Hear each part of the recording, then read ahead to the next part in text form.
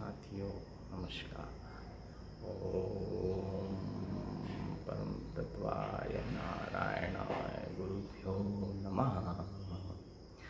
साथियों, शब्दों में ऊर्जा होती है, शब्दों में ताकत होती है। शब्द ही भगवान है, शब्द ही ईश्वर है। शब्दों के द्वारा ही सारी सृष्टि का निर्माण हुआ है। शब्द ही ब्रह्म है। इसलिए शब्दों को बड़े तोल कर, मोल कर, समझ करके बोलना चाहिए, क्योंकि शब्द अगर एक बार मुंह से निकल जाते हैं तो फिर वो कभी नष्ट नहीं होते, वो ब्रह्मांड में गूंजते रहते हैं। जैसे तलवार, तीर से म्यान से निकलेगी तलवार, तरकस से निकला हुआ तीर वापस लौट कर नहीं आता है। ऐसे ही प्रिय साथियों, शब्द भी जब निकलते हैं तो वो वापस लौट कर नहीं आते हैं।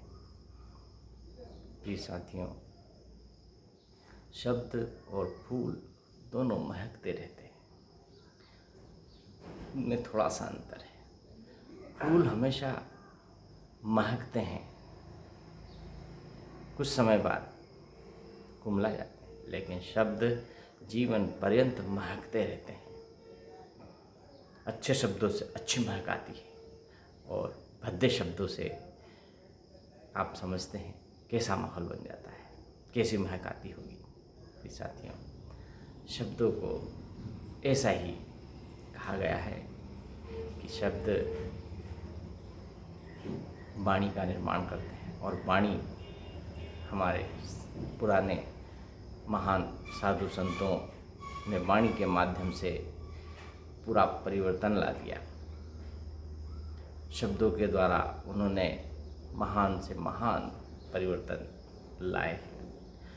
हमारे महापुरुषों ने, संतों ने शब्दों की ऐसे बगिया लगा दी है जिसमें यदि हम चले जाएं तो महकने लगते हैं। ऐसे साहित्य, शब्द भंडार भरे हुए हैं साहित्यों में, जिससे इसके अध्ययन से हम महकने लगते हैं। उस शब्द रूपी बगिया में चले जाएं तो कली कली, पत्ता पत्ता, फूल फूल, तना तना, जड़ जड़ खुशबू से आलोकित महक रहा है। साथियों, ऐसे हमारे महान संतों की बगिया में प्रवेश करिए और अपने आप को महकाइए। प्रिय मित्रों, साथियों, शब्दों का प्रभाव चिरस्थायी होता है, परिवर्तनकारी होता है। शब्द में परिवर्तन लाने की क्षमता होती है। आपने देखा होगा महाभारत काल में किस प्रकार से द्रौपदी द्वारा कहे हुए शब्दों का प्रभाव दुर्योधन को हुआ। इसी प्रकार से कर्ण द्वारा शब्दों के प्रभाव से किस प्रकार से द्रौपदी प्रभावित हुई, ये उदाहरण हम जानते हैं, पूरा महाभारत का कारण बना। प्रिय साथियों, शब्द में ही बहुत पावर होती है, बहुत क्षमता होती है, और इसका वही व्यक्ति अनुभव कर पाता है, समझ पाता है, जिसको ये शब्द लगते हैं। प्रिय मित्रों, शब्द बहुत भारी भी होते हैं और शब्द बहुत हल्के भी होते हैं। प्रिय मित्रों, फूल के समान हल्के कोमल शब्दों का इस्तेमाल करिए, जिस प्रकार से माँ अपने बच्चों के लिए करती है, पिता अपने पुत्र पुत्रियों के लिए करते हैं। ऐसे शब्दों को सुनकर, प्राप्त कर, अनुभव करके कितना हल्कापन महसूस होता है, कितना ममत्व लगता है। यदि बच्चा बीमार हो, परेशानी में हो, उस समय माँ दो मीठे शब्द बोले, प्यार की थपथपी उसके सिर पर रख दे, तो कितना हल्कापन महसूस होता है उसको। प्रिय मित्रों, यदि यही शब्द परिवर्तित हो जाए, कटु शब्दों में बदल जाए, तो ऐसे शब्द बहुत घाव करते हैं, और ये घाव जीवन पर्यंत नहीं भरते हैं, और ये आगे जा कर के कैंसर का स्थान भी ले लेते हैं। मित्रों, इसीलिए कहा है, शब्दों को बहुत तोल कर, मोल कर, पहचान कर बोलिए। साथियों, शब्दों का जो जाल है वो बहुत ही विकराल होता है। यदि हम शब्द जाल में फंस जाते हैं तो फिर निकल नहीं पाते हैं। इसलिए ऐसे शब्दों का इस्तेमाल करिए जो एक प्रेम रूपी धारा में बहे और ये कभी नष्ट नहीं होते हैं। भौतिक शास्त्र का नियम भी है साथियों कि शब्द या ऊर्जा, शब्दों में ऊर्जा होती है और ऊर्जा कभी नष्ट नहीं होती। वह एक रूप से दूसरे रूप में रूपांतरित होती रहती है, अपना रूप परिवर्तित करती रहती है।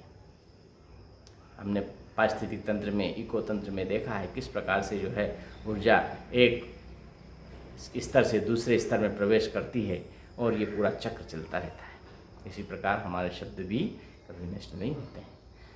प्रिय साथियों, आपने देखा होगा कि कुछ इको पॉइंट्स होते हैं जहाँ पर हम जो बोलते हैं वही वापस रिटर्न होकर के लौट करके हमें बड़ी अच्छी ध्वनि में सुनाई देते हैं इको के रूप में। तो ये वही शब्द होते हैं जो हम बोलते हैं, जो हमारे द्वारा निकाले जाते हैं शब्दों का। और शब्द का उद्गम 4 स्थानों से होता है। प्रिय साथियों, अगर हमने पहले स्थान से निकलने वाले शब्दों को जीवन में उपयोग किया तो फिर हमारे अंदर शुद्धता रहेगी। हम बहुत अच्छे वक्ता हो सकते हैं, हम विद्वान हो सकते हैं, हम अच्छे सभ्य पुरुष हो सकते हैं। शब्दों के बारे में कहा गया है कि इनका जो उद्गम होता है वो 4 स्थान, परा, पश्यन्ति, मध्यमा और बैखरी।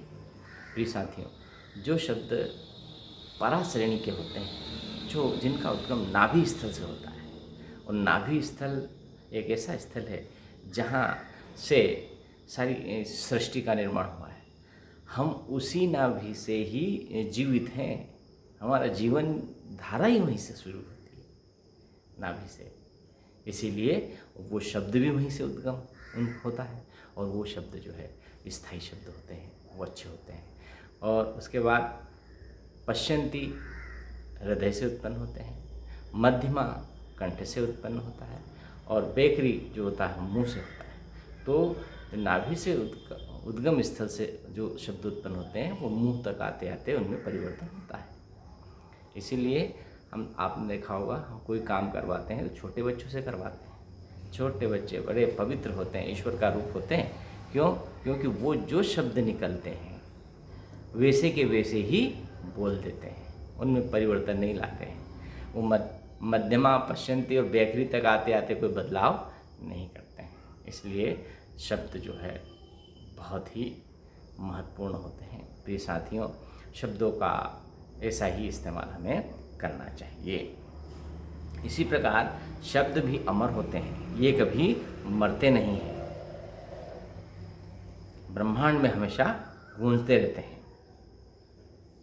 इसलिए साथियों, इन शब्दों के द्वारा ही हम अपने जीवन में बदलाव लाएं, क्योंकि ये ही एक कड़ी है जो हमें एक दूसरे से जोड़ती है। आपसे मुझे जोड़ा, शायद ये ईश्वरी प्रेरणा है कि मैं जीवन यात्रा के माध्यम से आपसे जुड़ा हूँ।